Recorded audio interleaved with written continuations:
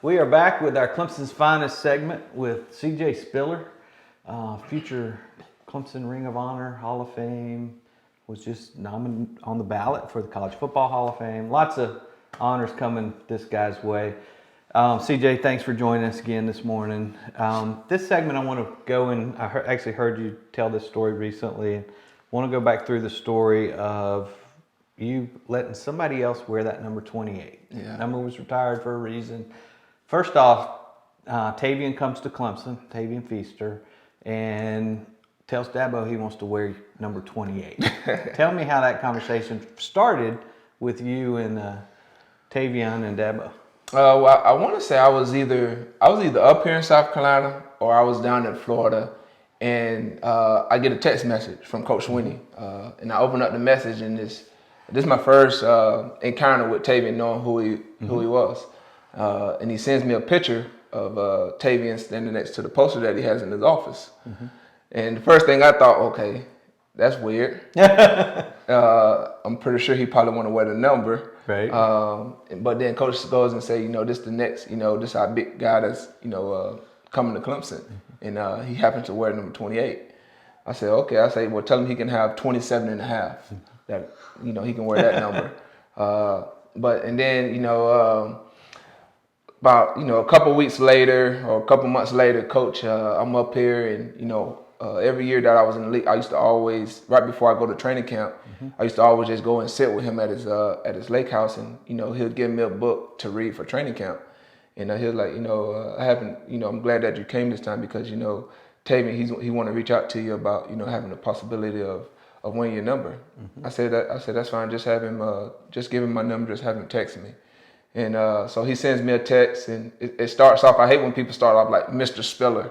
So he starts off with Mr. Spiller, I'm introduce himself. I'm Tavian Feaster, and I'm coming to Clemson, and I was wondering if you'll allow me to wear your number while I was at Clemson, and I thought about it. I said, well, let me think about it. Let me talk to excuse me. I said, let me talk to some of my family, see what they say, because people think sometimes a number is just a number, but to me, it wasn't just a number. It was, for one, it was my, like I said, my late grandmother. Her favorite player was Fred Taylor, and then obviously he wore number 28, and then my favorite player was Ward Dunn, and obviously he wore, that's the reason I wear 28 was because of Ward Dunn. So it wasn't just a number. I mean, it really meant something to me because it was dear to both myself and then obviously to my grandmother, who had a huge impact on my life. So let me talk to some of my family members and kind of get their idea. And at first, they was against it, but there was another decision I had to make on my own because now I'm gonna have to make a decision. Do I go with my family and tell this young man that no, you're not allowed because my family don't think it's the proper that it shouldn't be brought out, or should I humble myself and just go pray about the decision and see what it leads to. So I prayed about it, and I kind of put it on the grain. I put down the framework, and I told him, I said, hey, I'm gonna allow you to wear the number, but this is the groundwork. This is I don't want to say call it rules, but these are the expectations that comes with wearing that number. I said, for one, I don't want you to think that you have to live up to my expectations. You don't have to come in and try to be CJ Spiller. I want you to come in and be Tavian Feaster. Because I knew once I decided to let him do that, the pressure that was going to be put on him from the outside people was like, oh, this is the next CJ, which is, I didn't want that to be the case. I said, and then I told him, I said, and I handle everything else. I handle all the backlash that's going to come with it, because I know, like we have a very faithful fan base, and people really don't want that number to come out of retirement. So I said, I'll handle all that aspect. You just go and just be yourself, be the best person that you can be, and everything else will take care of itself.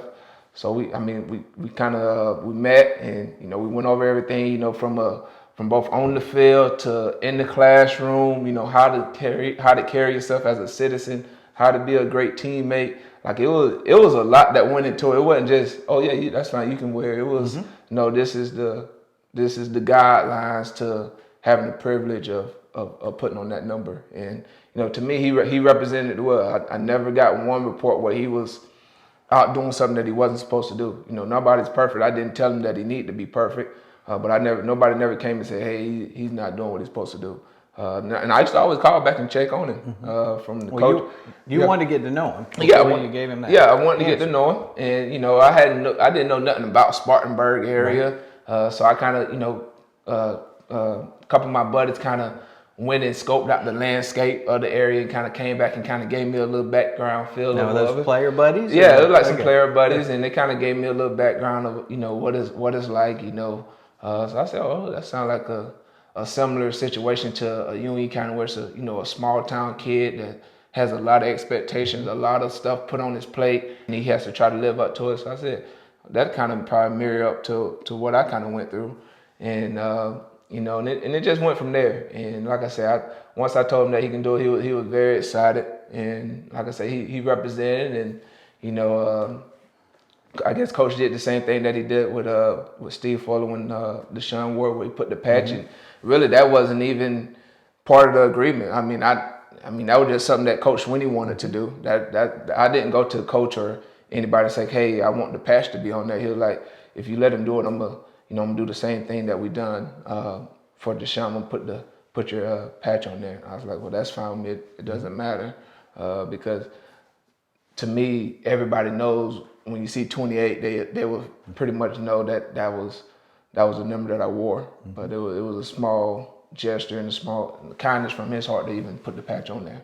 How did your relationship with Tavian grow over the years while he was here? Well, I came back and I always see him, and I spent some time around those guys, but I kind of let those guys, enjoy their time here while they on the campus.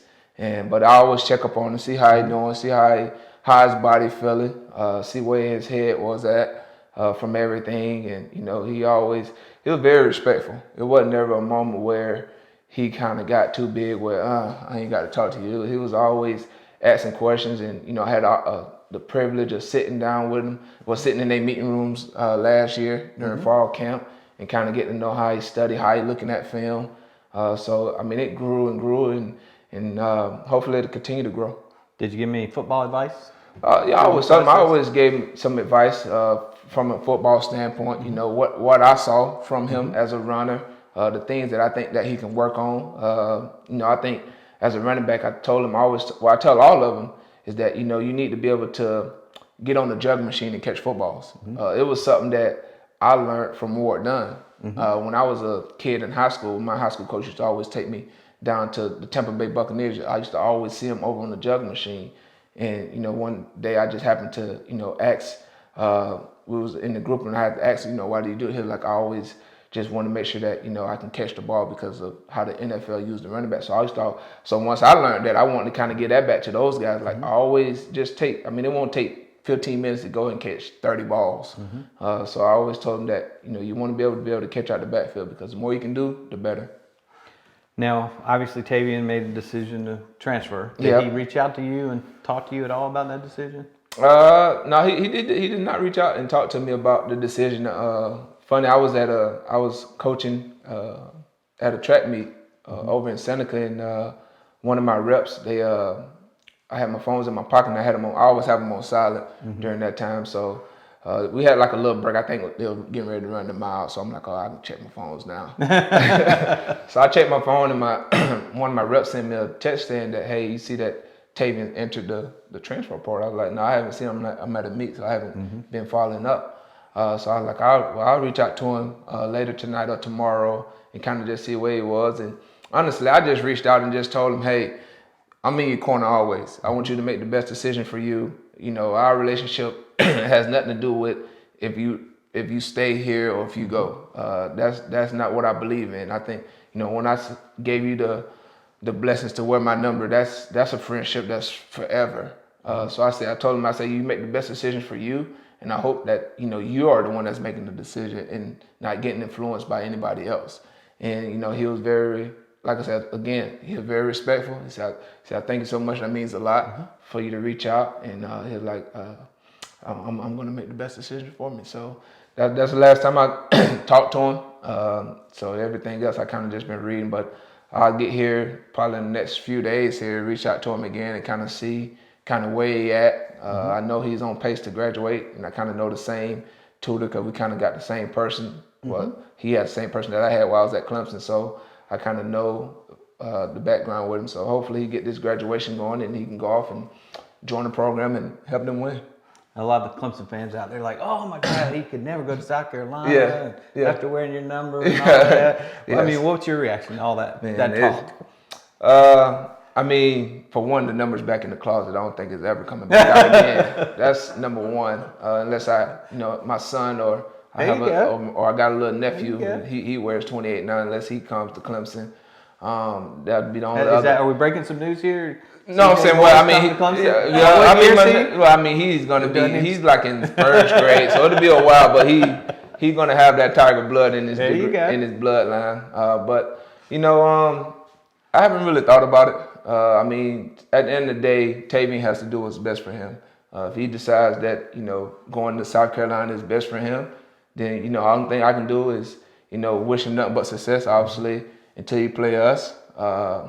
And then as far as, the number, I don't think wherever he goes has anything to do with, number. Obviously, I'd have got a lot of, from my friends and family, like, you should have never done that. But at the end of the day, it was my decision to allow a young man that grew up, obviously in South Carolina, watching me play, wanted to have the opportunity to wear that number as well.